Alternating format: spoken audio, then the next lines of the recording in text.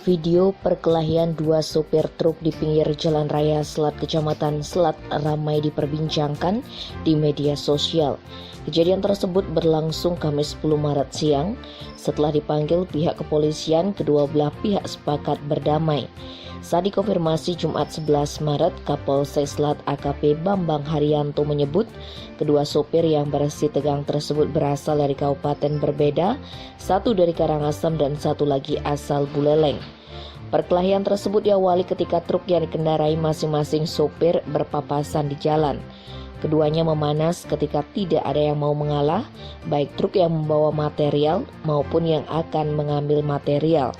Karena adanya lubang di pinggir jalan, keduanya tak bisa lewat bersamaan, bahkan sempat mengencangkan gas sehingga terjadilah keributan.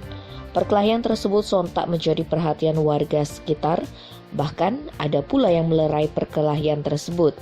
AKP Bambang pun menyebut kedua belah pihak mengalami luka ringan akibat adu jotos tersebut. Tim Bali Express melaporkan.